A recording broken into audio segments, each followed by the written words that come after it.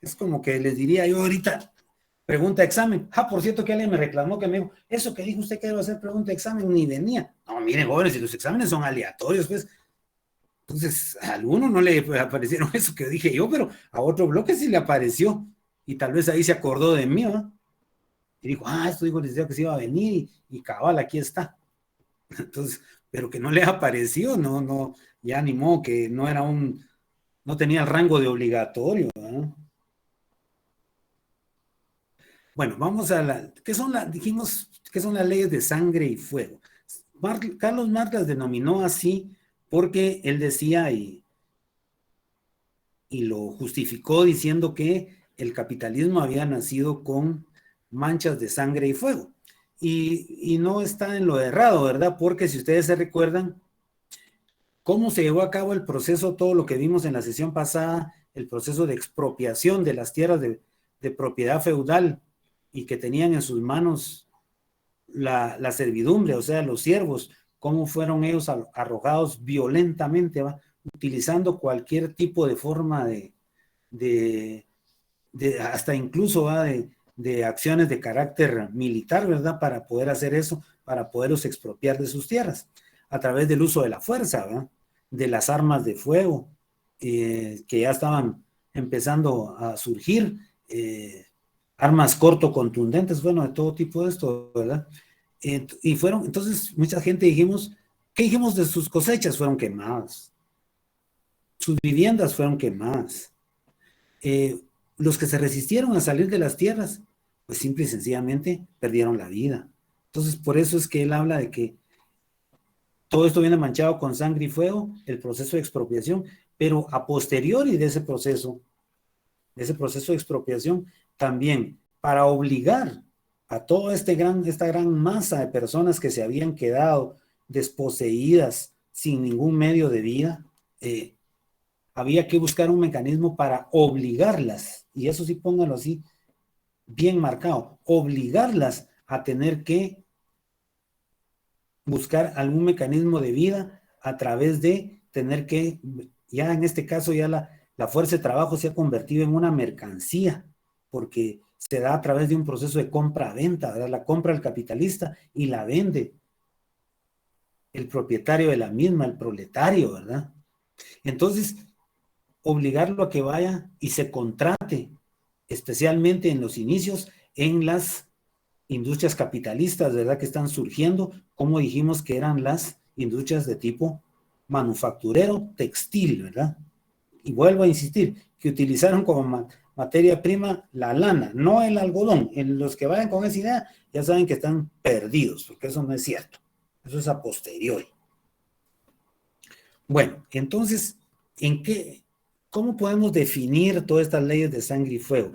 Vamos a decir que es todo un cuerpo, un bloque, una agrupación de leyes que toman el carácter como de sancionatorio y vigencia a través de que son decididas por la autoridad máxima, la que tiene concentrados todos los poderes en el suelo inglés, que va a ser la monarquía, ¿verdad? Entonces, estas leyes, volvemos otra vez que dice leyes de sangre y fuego, porque miren, abajo nos pone un marco jurídico formulado irónicamente contra la vagancia, porque se consideran todos vagos aquella persona que no tiene trabajo, cuando ya hemos comentado también que lo convirtieron en vago, en vago, que es la categoría que se le va a dar a la persona que en ese momento no está empleada en una actividad productiva, como consecuencia de ese proceso de expropiación del suelo, en este caso de la tierra, no hablamos del suelo, sino de la tierra, de todos los elementos de la naturaleza disponibles en la tierra, que ya lo comentamos en su momento, y el que más importante era el suelo para la producción de cultivos de labor, decía, ¿va? Porque cultivaban sus medios de sustento, especialmente para la alimentación. Bueno, entonces, castigando esta supuesta vagancia, los castigos sí dice que iban desde la flagelación. Yo les dije que este término se refería a flagelar a una persona, es agarrarla a latigazos, muy sencillo. Ustedes todavía ven que parte de los castigos que se dan dentro de dentro de la cultura maya está la flagelación, ¿verdad? Y utilizan, no sé si alguna vez ustedes han tenido en la mano una vara de membrillo. Es un material altamente resistente y con eso le ponen que va a ser sometido a determinada cantidad de golpes utilizando este material, ¿va? Entonces es la flagelación. Pero ahí y dice, era azotado sin misericordias, o sea, sin misericordia, ¿va? Haciéndolos sangrar e incluso a muchos hasta perder la vida. Imagínense los traumas que podía causar. Es que nosotros solo pensamos que los latigazos solo nos van a causar daños a nivel de la piel. No, estamos equivocados. Y aquí sí lo digo con conocimiento de causa. Esos latigazos nos pueden causar traumas a nivel interno, ¿eh? A nivel pulmonar, a nivel cardíaco, a nivel hepático, a nivel renal, que usted va a somatar, aunque sea por fuera, a nivel óseo, ni se diga. Sí lo digo con conocimiento de causa, ¿verdad, licenciada Maffer? Así es, doctor. Muchas gracias, muy amable. Bueno, entonces dice, van desde la flagelación, marcaje en el cuerpo. Mencionamos que estas leyes de sangre y fuego, van a ver ustedes que está ese utilizar hierro candente, ¿verdad? Como cualquier tipo de ganado, ¿verdad? Que se está estableciendo propiedad de quién es, ¿verdad, juventud? Entonces, a través de ese mecanismo, de ese marcaje en el cuerpo, se les pone primariamente una S, que es en inglés la primera letra de la palabra esclavo, R, después de ser personas que han reincidido en esas actividades, supuestamente, como digo, de vagancia, ¿verdad? Mutilación. Lo más común es que les corten la mitad de la oreja. Pero yo comenté y dije, que no vayan a creer que esa mutilación era a través era un proceso quirúrgico programado, ¿verdad? Donde les ponían anestesia y después les suturaban ahí el pedazo que les hubieran quitado y les hacían curaciones y toman antibióticos, ni habían, ¿va? Por lo menos limpieza, no, jóvenes. Los agarraban así sin ninguna contemplación, ¿va? Castigándolos con ese proceso de mutilación sin existir de verdad una razón para poderlo hacer, porque ahí sí que era causa y efecto, ¿verdad? Porque ellos la habían provocado y no solo castigaban la causa, sino que castigaban el efecto, ¿verdad? Irónico. El encarcelamiento, o sea, determinada cantidad de tiempo en la cárcel, pero aquí viene el pero no van a creer que encarcelamiento, ¿verdad? Y que eran como ahora, ¿verdad? Cárceles VIP, no, cárceles donde recibían, van a ver ustedes que azotes, malos tratos, vejámenes, falta de alimentación, trabajos forzados y la pena mayor era la pérdida de la vida lo más común era a través de ahorcar a las personas, ¿eh? Porque dijimos que todavía en la Inquisición, que estuvo de moda en el modo de producción feudal, y bueno, decir moda es utilizar un término inapropiado, pues, que estuvo vigente mayormente en el modo de producción feudal, las canciones de la Inquisición, que casi siempre era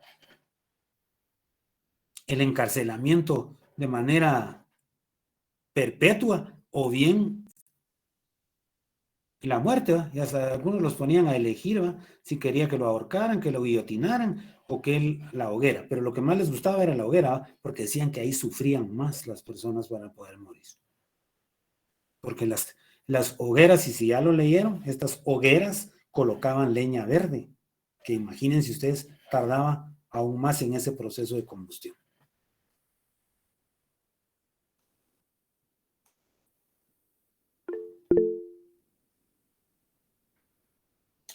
Aquí me preguntan si voy a compartir las diapositivas. Eso pónganle la confiabilidad del 100%, sí, el día jueves yo se las traslado a la licenciada, o no sé si hoy o el jueves se las traslado a la licenciada Paz Maldonado y ya se las colocará en el Classroom. Ningún problema, eso siempre están ahí disponibles. Por cierto que estas son unas de reciente elaboración, porque vi que era tal vez la forma de mayor fijación del conocimiento. El gobierno feudal de Inglaterra, dice, dictaba leyes inhumanas, ¿va? ¿Por qué sí inhumanas? Porque realmente no respetaban la dignidad de la persona humana.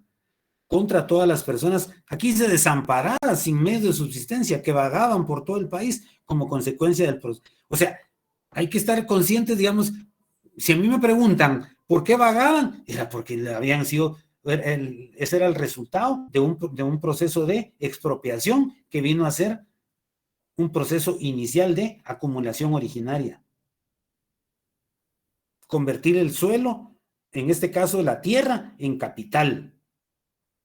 Los empujaba hacia las empresas capitalistas, lo que yo les mencioné hace un momento, las cuales doblegaba a la disciplina cuartelaria, porque era una disciplina en la cual la persona no podía ni realizar ningún tipo de movimiento, tenía que estar estrictamente concentrada en la actividad productiva que estaba realizando. Tenía casi prohibido incluso, si algún momento quería ingerir agua, ingerir sus alimentos, saciar alguna necesidad fisiológica.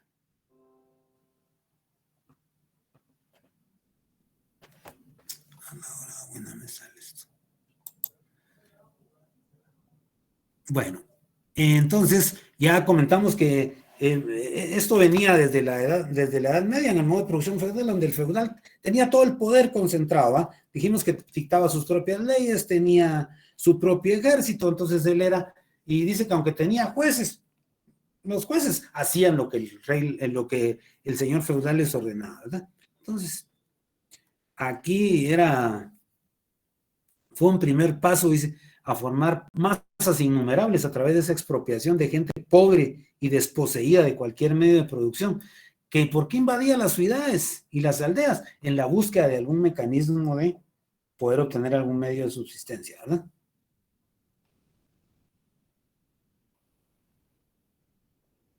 Bueno, entonces el primer que aparece ahí entre esas leyes de sangre y fuego es Enrique VIII, 1530, siglo XVI. Hay que ir fijando así las cosas, juventud. Los mendigos, dice, viejos e incapacitados. Aquí viene un problema. ¿A quién iba a considerar viejo? ¿Y a quién iba a considerar incapacitado para el trabajo? Y ellos mismos eran los que decidían si le daban licencia o no para poder mendigar. Imagínense lo subjetivo que era eso. Decidir quién era viejo, quién era y estaba incapacitado para el trabajo, para que le dieran tenía que tener una licencia para poder andar mendigando.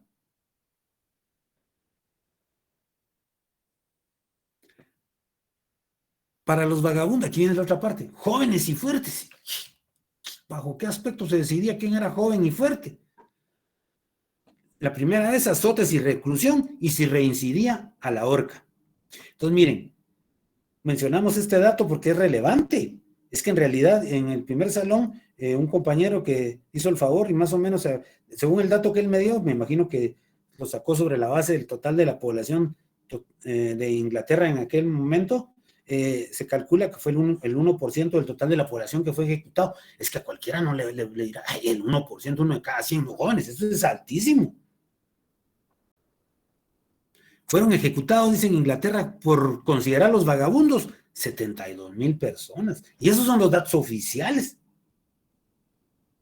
Es una cantidad sumamente elevada. O sea, les da la idea de que no estaban, aquí no hay que ver el dato de manera fría, que no estaban para disculpar o a perdonar a nadie, que a tal nivel que llegaba la actitud del naciente capitalismo para obligar a las personas a tener que vender su fuerza de trabajo y al precio que ellos decidieran.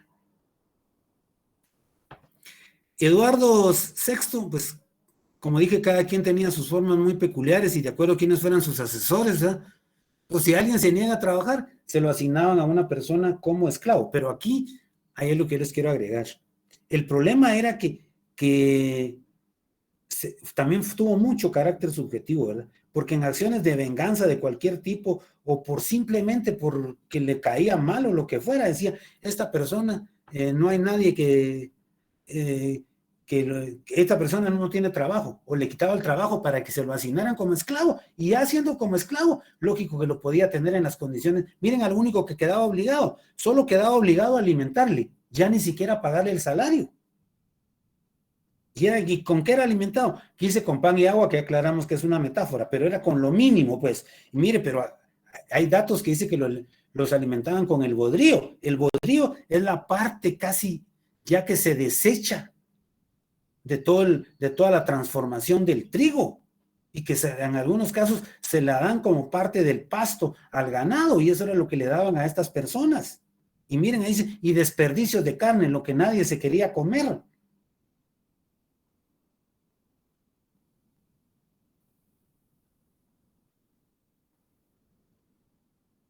Y los desperdicios de carne que crea convenientes. O sea, le dejaban libertad plena a poder hacer lo que quisiera con esta persona.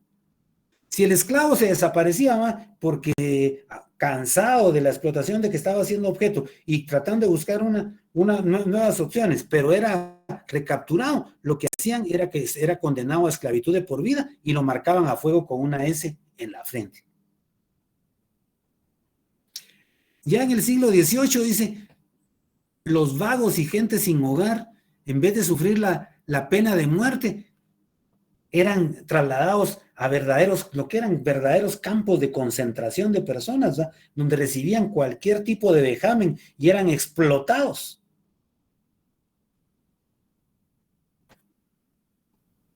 Por eso se las llamaron casas de espanto. La mayoría ahí sufría ya a posteriori de trastornos de tipo mental, ¿verdad? Psicológico, y la mayoría perdía la vida. Isabel en el año 1572, siglo XVI, dice, los mendigos sin licencia y mayores de 14 años serán azotados sin misericordia y marcados con un hierro candente en la oreja izquierda. En caso de que nadie quiera tomarlo durante 2 años a su servicio, si reinciden y son mayores de 18 años y no hay quien los tome a sus servicios, serán ahorcados. Y no van a creer que ahí solo las leyes solo estaban, esas sí no estaban solo de papel, esas sí se cumplían. Y por eso Carlos Mann nos pone un ejemplo, ¿va? de esta parte del territorio inglés, donde habla que solo en un solo año fueron ejecutadas 40 personas. Como les digo, en un área sumamente pequeña, con población muy reducida, se ejecutaron a 40 personas. 35 fueron marcadas con hierro candente y 37 fueron apaleadas, o sea, sufrieron de flagelación. Esos 183 no van a querer ser, sí, fascinerosos, ¿verdad? Personas que lo más seguro es que perdieron la vida, ¿no? Esa libertad era muy relativa, porque les aplicaban castigos o los colocaban para perder la vida. De ahí viene la de los jacobinos. Jacobo I, el que no tenga empleo fijo y se dedica a mendigar es declarado vagabundo.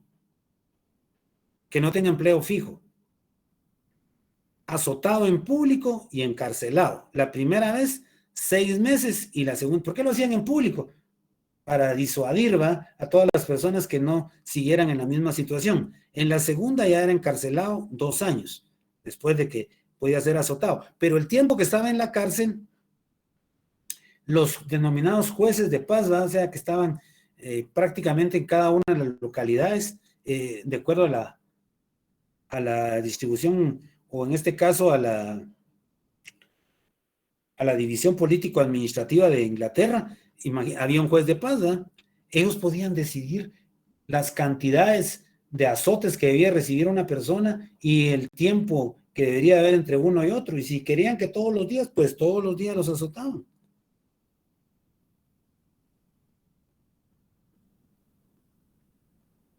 Bueno, los verdaderos vagabundos, que volvemos a caer en lo mismo. ¿Cómo decidir quién era un vagabundo peligroso e incorregible? Tal vez un vagabundo peligroso e incorregible era aquel que se rebelaba ante las condiciones de esa explotación, ¿verdad? Se rebelaba ante eso, todavía lo consideraban peligroso e incorregible, y lo que hacían era marcarlo a fuego con una R en el hombro izquierdo, y estaba sujeto a realizar trabajos forzados, ¿verdad? Y si se los sorprendían nuevamente, pues sencillamente ya dijimos que el camino, y sin tanta discusión, eso que pasa, o que ustedes han visto en películas, que de un día para otro o de manera instantánea los ejecutaban. Y cuando me refiero a instantánea, era que los capturaban, y no decía, a la horca, y no nada de que van a pasar cierto tiempo ni sin un proceso, de una vez a la horca. Leyes parecidas, dice, se dictaron también en Francia. La ley que se mandase a galeras a todas las personas de 16 a 60 años que no tuvieran trabajo. Galeras, no se imaginen un lugar donde ustedes construyen ahí para poder guardar un montón de cuestiones que en su momento no están utilizando en su casa. No. O una galera ahí donde puedan tener para resguardo algún tipo de animal doméstico. No. Eso no se refiere. Sino que, ¿qué era lo que pasaba en Francia? Los mandaban a las embarcaciones. Recuérdense que Francia fue Francia, Inglaterra, pero esto se hizo en Francia. Inglaterra, Holanda, España, Portugal fueron países colonialistas, ¿verdad? Alemania también. Entonces lo hicieron a través de invadir terrenos a ultramar, ¿va? En Asia, África y después en América, utilizando embarcaciones de tipo marítimo. Entonces miren, juventud, muy claro que necesitaban brazos para poder mover esas embarcaciones que eran movidas a remo. Entonces, esta gente que la capturaban por andar supuestamente en vagabundancia, las trasladaban los juntaban y después los trasladaban hacia los distintos puertos. No es extraño, les dije yo, que las principales ciudades de esos países sean puertos, porque ya explicamos que era la forma más sencilla de poder llegar a las colonias que tenían ellos en los distintos continentes, ¿verdad? Entonces, necesitaban de estas embarcaciones y a estas personas eran sometidos a trabajos continuos a través de estar moviendo esos remos y estaban encadenados a los mismos y ahí les daban de comer lo mínimo, subalimentados. Por eso les recomendé esa película de Ben-Hur, donde hasta el pedacito ese exacto está puesto ahí en el YouTube, donde un individuo le pregunta a alguien que está en ese proceso, le dice, ¿cuántos años lleva aquí? 3, le dice, no le creo, le dice, si aquí las gentes, lo más, óigame bien, o sea, lo más que duran es 1 año, por el trabajo tan pesado que tienen que realizar, y la forma inapropiada de alimentación que les dan, y los tratos crueles, los vejámenes que sufren. Bueno, y Holanda pues no se quedó atrás, ¿verdad? Que aquí se dice los Países Bajos, ya saben que se llaman Países Bajos porque están situados por debajo del nivel del mar, ¿verdad? Holanda, Bélgica. Entonces, para justificar este tipo de situaciones, ¿cómo lo maneja la ideología de la clase dominante? Nos dice que el obrero queda sujeto a las leyes naturales de la producción. Ya hemos comentado amplia y tendidamente que la producción no está sujeta a leyes naturales. Que por supuesto, de donde van a salir los objetos de trabajo y con ellos llevar a cabo la producción o la producción de medios de trabajo es únicamente de la naturaleza, pero la producción no está sujeta a leyes naturales.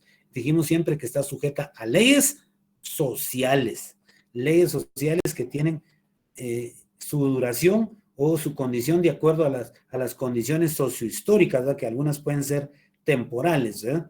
Bueno, entonces, dice, la burguesía necesita y emplea todavía el poder del Estado. O sea que, mire, eso está cambiado ahí el color el color de la letra, ¿verdad? No tanto el tipo, sino el color, porque la burguesía lo que necesita, entonces, el poder del Estado. Si retrocedemos un poco y vamos hacia los inicios del modo de producción capitalista, ¿va? Fíjense, jóvenes, que cuando platicamos en su momento del Estado, vimos que el Estado surge con el modo de producción esclavista como un mecanismo de protección a los intereses de la clase dominante. Entonces, en el capitalismo no va a ser extraño que vuelva a pasar lo mismo, solo que con diferentes formas, ¿va? Entonces viene la burguesía y va a utilizar el poder del Estado para regular los salarios. Y eso se sigue dando todavía en la actualidad. O díganme ustedes si no, por lo menos creo que se han escuchado, ¿va? Del salario mínimo en este país, que anualmente tiene que haber una junta, dice, conciliadora, ¿verdad? Donde se reúnen los representantes de la parte obrera y los representantes de la parte patronal. Que yo recuerde, en la historia de Guatemala, solo una vez el sector patronal aceptó la propuesta del sector obrero. De ahí siempre ha estado opuesta al mismo. ¿Por qué? Porque si se supone que al aumentar el salario mínimo va a disminuir consecuentemente la plusvalía. Y a ellos lo que les interesa es aumentar la plusvalía. Entonces, pero en aquel tiempo utilizaron otros mecanismos, ¿verdad? Ni siquiera aprobaban un salario mínimo. Por el contrario, lo que aprobaron fue un salario máximo. O sea, y esta regulación para el salario estuvo manejada desde el llamado Estatuto del Obrero, generado en los finales, en esa interfase entre el feudalismo y el capitalismo, ¿verdad? Estamos hablando del siglo XIV. Y ahí se estableció una tarifa legal, dice. Legal, pues, porque el rey tenía concentrado todos los poderes, ¿verdad? Y él establecía y dictaba las leyes. Entonces, para el trabajo tanto del campo como de la ciudad, tanto calculaba el tiempo por días, o sea, o por piezas, o sea, a destajo. Entonces fijó un salario máximo. Y fíjense que esto ya lo habíamos comentado, cuando platicamos de los orígenes del materialismo histórico, de cuáles fueron algunas premisas o antecedentes que tomó Carlos Marx para el desarrollo de la teoría científica del estudio de la sociedad, como es el materialismo histórico. Él estudió el cartismo. ¿Se acuerdan que eso dijimos que fue una sublevación que se dio en Inglaterra, donde los obreros aprobaron una carta que fue elaborada por sus representantes y que por eso de ahí viene el nombre de cartismo, en el cual hacían, y hasta yo mencioné todas las solicitudes que hacían, entre esas estaban las mejoras salariales, la reducción de la jornada laboral, mejores condiciones de trabajo, que se permitiera a miembros de la clase dominada, en este caso de los obreros, tener representatividad en el Parlamento británico. Muchas de esas cosas se lograron. Se logró esa parte de que los obreros tuvieran representatividad en el Parlamento británico, pero esto no sirvió de nada, porque los que llegaron en representatividad de los obreros al Parlamento británico, ya estando ahí, votaron a favor de todas las mociones que presentaban los capitalistas, que eran los que tenían dominado el Parlamento británico. O sea, pues, para que vean, cualquier parecido con la vida real es pura coincidencia.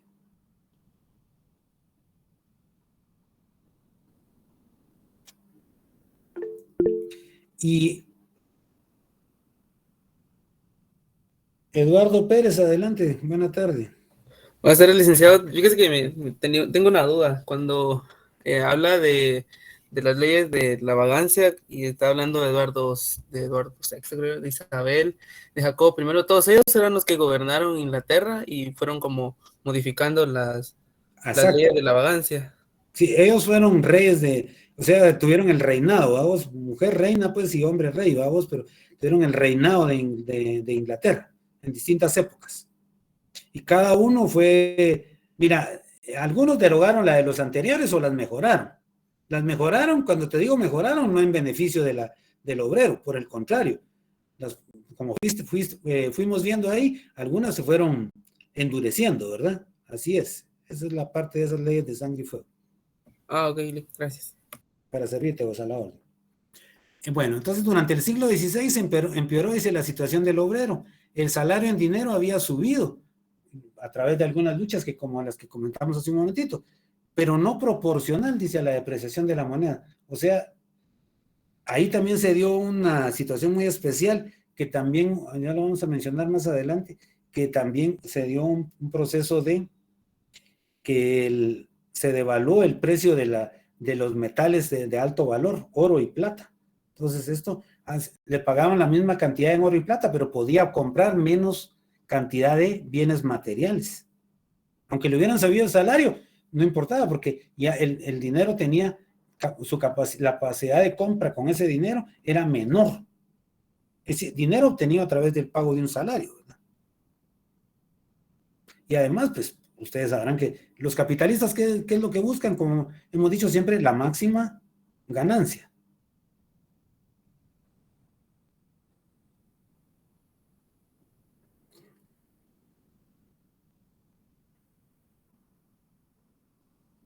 Bueno, pero pasó algo muy interesante también acá en ese periodo. Fíjense que lo que pasaba era que en todo ese periodo, dice manufacturero, ¿verdad? Porque lo que estaba predominando era la industria manufacturera.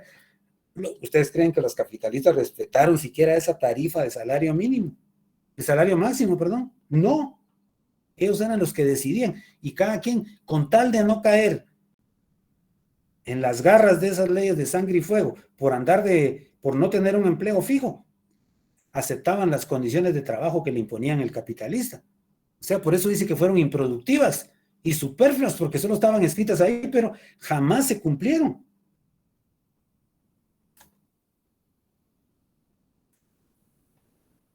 Ya en el año de 1813, siglo XIX, pues ni modo, ahí sí ya fueron derogadas todas las leyes sobre reglamentación del salario, ¿verdad? Y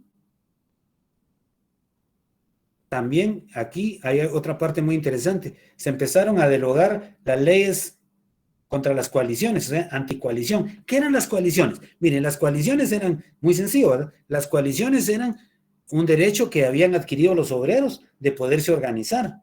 Pero como hemos comentado, eso hacía que estuvieran en constante pugna, ¿va?, para mejorar sus condiciones de trabajo. Así como pasa ahora, o debería ser el papel, ¿va?, que deberían de adoptar todos los que tienen la dirigencia obrera, ¿verdad? Entonces, pero en su momento en eso, pues ni modo, no era conveniente. Entonces, lo que hicieron fue hacer todo un marco jurídico, o sea, toda una serie de leyes que vedaban el derecho a la asociación. O sea, por eso aquí habla leyes de que tendieron a desaparecer las coaliciones obreras, ¿verdad? En Francia, pues, sucedió lo mismo, solo que el contexto era diferente. Si ustedes se recuerdan, el momento en el cual de una revolución denominada de carácter democrática y avalada por la naciente clase burguesa, les permitió afianzarse en el poder político, económico y social de Inglaterra a través de la denominada Revolución Francesa. Y de esa vinieron toda una serie de conquistas, entre esas, y ustedes, algunas de estas ustedes hasta me las mencionaron, ¿va? A través de la Declaración de los Derechos Humanos, y entre eso se permitía la libre asociación, pero ni modo, ante no convenirle a los capitalistas, también las derogaron a través de hacer uso del poder del Estado a través del Parlamento francés. Entonces, todas esas condiciones fueron consideradas un atentado contra la libertad y la Declaración de los Derechos del Humano, y iban a recibir una sanción equivalente a 500 libras, y aquí dice provocación, no, probación, ¿qué es probación? No, es privación de la ciudadanía activa durante un año, o sea, no tener ni siquiera el derecho a buscar un empleo.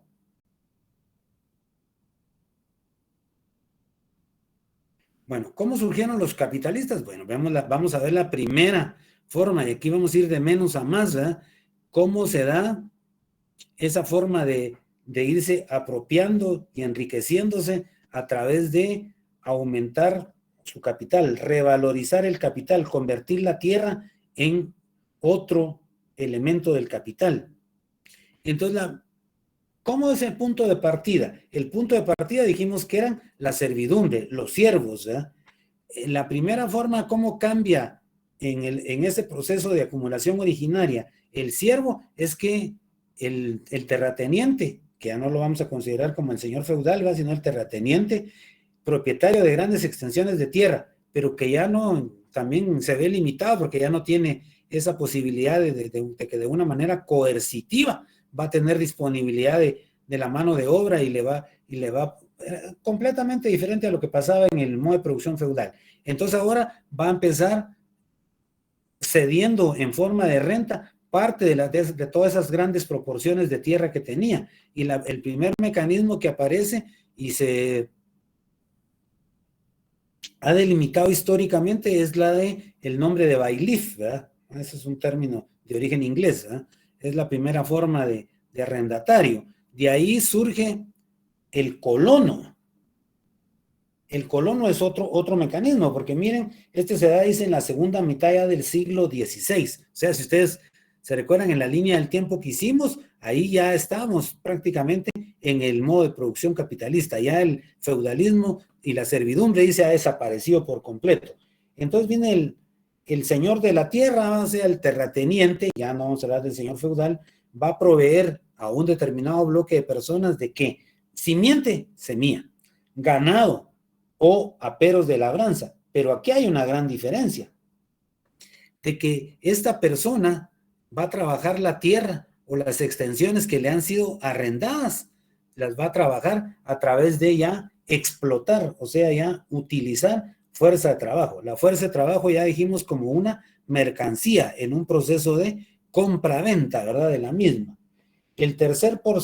La tercera forma que podemos comentar es el aparcero, que también se le llama, a este aparcero también se le llama semiarrendatario o medianía. Ustedes habrán oído aquí entre la terminología popular guatemalteca, siempre a veces cuando se va a hacer una actividad y le dicen, mira vos, hagámoslo en conjunto. Ah, sí, pero vamos al partir, dicen, ¿no?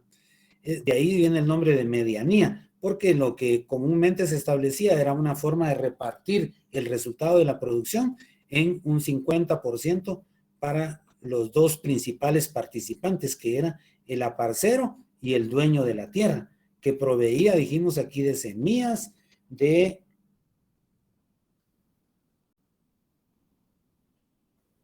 perdón, ya estoy equivocando de las cosas. Aquí al aparcero, ¿qué le daba el dueño de la tierra? Solo le daba la tierra. En algunos textos aparece, y resultados de investigaciones objetivas, por supuesto, que a veces le proporcionaba algunas semillas. Y que era lo que hacía el aparcero le tenía la forma de pagar el uso de la tierra como forma de una forma de arrendamiento temporal, ¿no? Porque solo era durante la etapa de la producción agrícola, era a través de una forma en especie casi siempre, ¿verdad? Pero este aparcero se aprovechaba ya de las condiciones iniciales del capitalismo, porque ya contrataba fuerza de trabajo, o sea que ya había convertido la tierra en un mecanismo de capital, igual que tenía que pagar esa fuerza de trabajo. Y, por supuesto, se aprovechaba el trabajo excedente de la misma para poder generar plusvalía. Al final de la cosecha, lo que sucedía era que, de acuerdo al contrato que hubieran establecido, lo más común era que fueran 50-50, pues se repartían el resultado de la producción, o sea que era un reparto en especie, y se repartía, el dueño de la tierra le quedaba el 50% en concepto de renta, o porque hubiera aportado algún medio de producción, como mencionamos la semilla, y al aparcero por haber utilizado su fuerza de trabajo, más haber explotado fuerza de trabajo ajena, más tener algunos instrumentos de producción, le quedaba la otra mitad.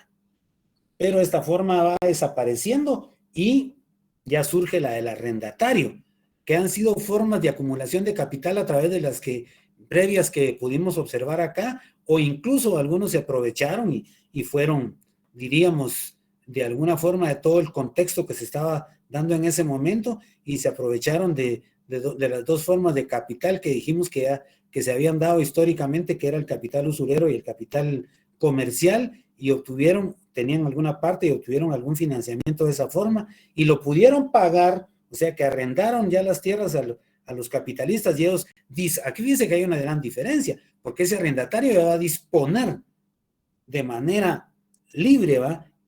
A qué cultivo se va a desarrollar, ya no va a tener ninguna dependencia como sucedía en los modelos anteriores que estamos aquí mencionando, solo va a tenerle que pagar una renta al dueño de la tierra.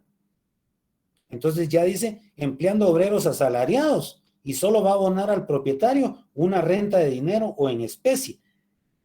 ¿De dónde va a salir esa renta en especie o en dinero? A través del producto excedente, que es resultado del trabajo excedente, ¿verdad?, que hace el obrero asalariado.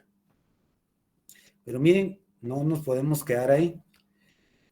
¿Y cómo es que se han aprovechado? Pues ni modo. Dijimos que la expropiación violenta que se hace de los campesinos, lo que vino a crear solo fue aumentar la concentración de la tierra. ¿Se recuerdan que comentamos de aquel señor que era el Enrique VII, que trató de aminorar todo ese proceso que se estaba dando en los inicios de la acumulación originaria, estableciendo leyes que yo dije que solo en papel estuvieron, porque en la realidad nunca se cumplieron? Entonces, ¿esto qué es lo que dio lugar? Dio lugar al surgimiento del arrendatario, que progresivamente se fue enriqueciendo a través, o sea, cuando digo arrendatario, pues, ni modo, esto fue de generación, en un proceso generacional, ¿no? No es que solo alguien hayamos dicho, bueno, en su etapa de vida fue que se enriqueció, no, fue proceso lento, que duró durante muchos siglos. Fíjense que estamos comentando que los inicios de todo este proceso fue aproximadamente siglo XIV y el verdadero desarrollo del capitalismo vino hasta en el siglo XVII y XVIII. Entonces fue un proceso bastante lento. Bueno, la revolución agrícola que se dio en el último tercio, dice, del siglo XV e inicios del XVI, lo que va a hacer es enriquecer al arrendatario. ¿Por qué? Porque el arrendatario es el que va a estar explotando fuerza de trabajo y cada vez está revalorizando más su capital. Y cada vez tenemos del otro lado a un campesino empobrecido que su salario no le va a alcanzar para poder comprar lo mínimo de sus medios de subsistencia. Antes los producía, ahora los tienen que comprar. Y los contratos de arrendamiento tuvieron otra característica muy especial, ¿va? Que ya fueron contratos de arrendamiento de aproximadamente 99 años. Imagínense ustedes los que lograron arrendar terrenos en esas condiciones. Pues ni modo, se murieron primero y el arrendamiento se lo trasladaron por herencia, ¿va? Dentro del grupo familiar. Porque la sobrevida o la expectativa de vida en ese tiempo no llegaba, pero ni ahora, a una cantidad de tiempo tan grande. Entonces, estas personas, fíjense de todo lo que, en el contexto histórico de todo lo que, de todas las ventajas que lograron. Como comenté hace un momento, se empezaron a depreciar los metales de alto valor en el mercado, que era la forma dineraria en su momento, oro y plata. Esto, dice, para los arrendatarios fuera una lluvia de oro. ¿Por qué? Porque obtenían los metales preciosos a un valor menor y ellos seguían pagando la misma cantidad de salario, la misma cantidad por arrendar la tierra.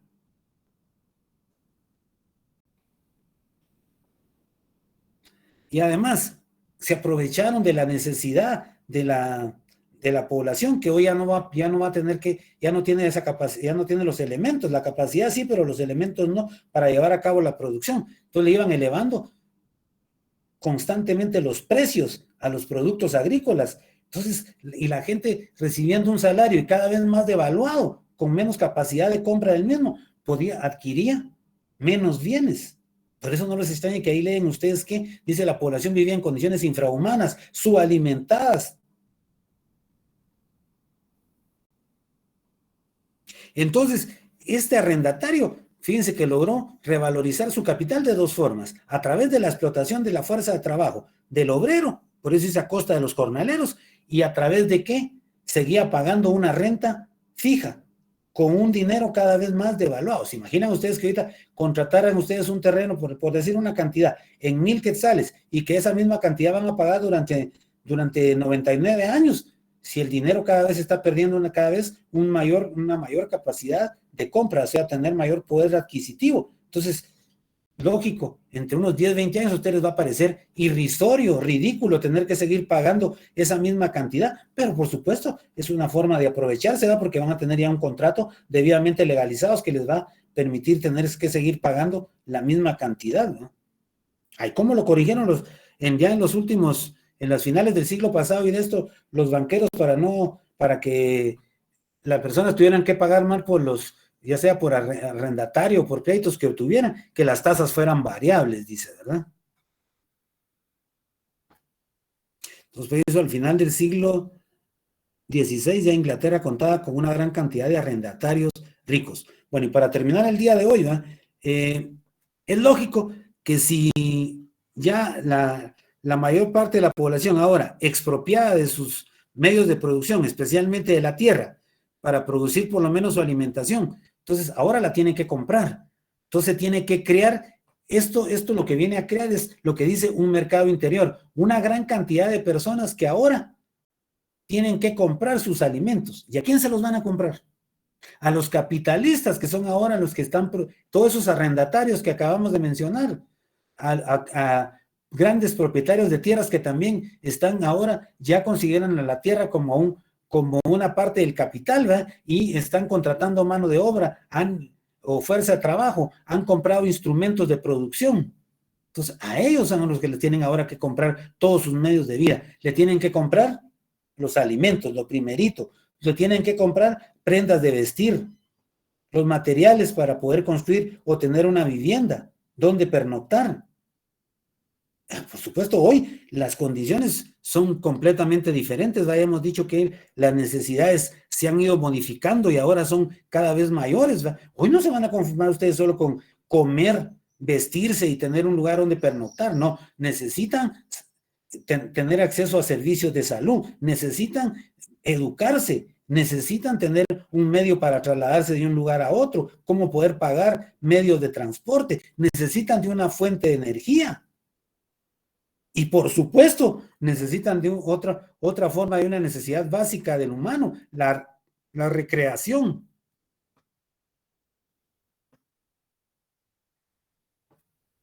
Bueno, debemos de mencionar, y dice que ese mercado interior va de la mano con todo un proceso de revolución agrícola. ¿Por qué revolución agrícola? Porque esa revolución agrícola es resultado, imagínense juventud, de ese proceso, de ese cambio ahí. En esa revolución agrícola hay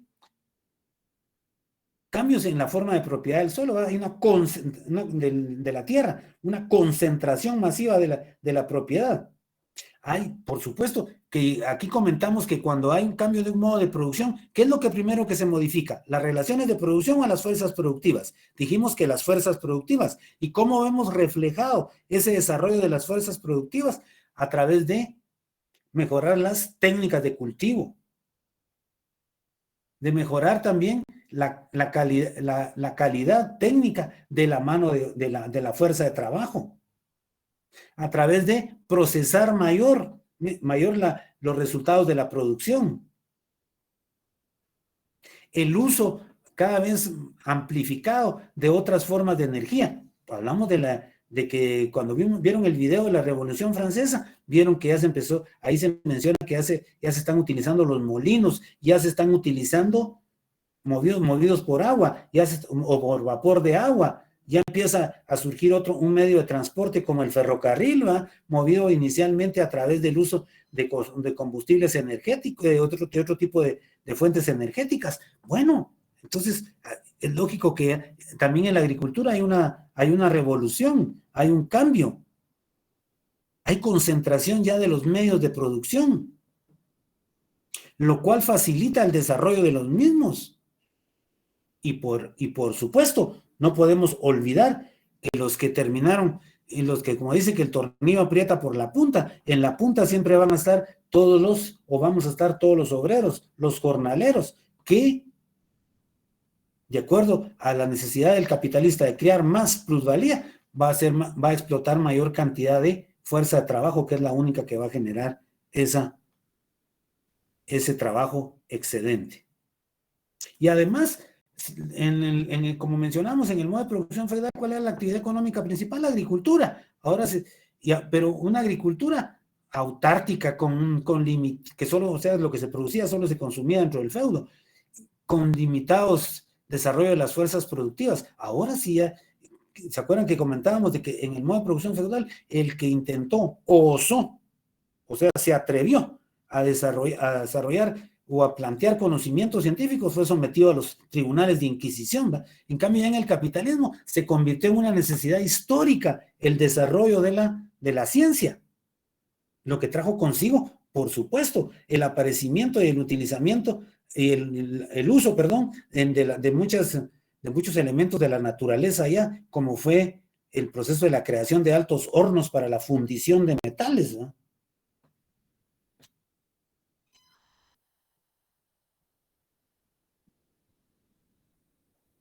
Entonces, para terminar el día de hoy, el campesino expulsado, si quiere vivir, ¿qué es lo que debe hacer ahora? Debe comprar, dice, el valor de sus medios de vida en forma de salario. O sea, antes los producía, hoy los tiene que comprar en un mercado capitalista. Un capitalista que está buscando la máxima utilidad, que él decide los precios. Si no, veamos la situación actual, ¿va? Como resultado de la pandemia y del conflicto bélico que hay en Europa, ha encontrado como elemento de justificación en la economía guatemalteca la subida y la escalada de precios que han tenido todos los productos de consumo masivo, ¿va? no solo vayamos a los combustibles. Bueno, por hoy dejemos acá. El próximo día vamos a mencionar este ejemplo que Marx aquí nos menciona de Westfalia, donde hilaban lino. ¿Alguna duda, comentario que quieran hacer? Muchas gracias por los minutos que me cedieron a los que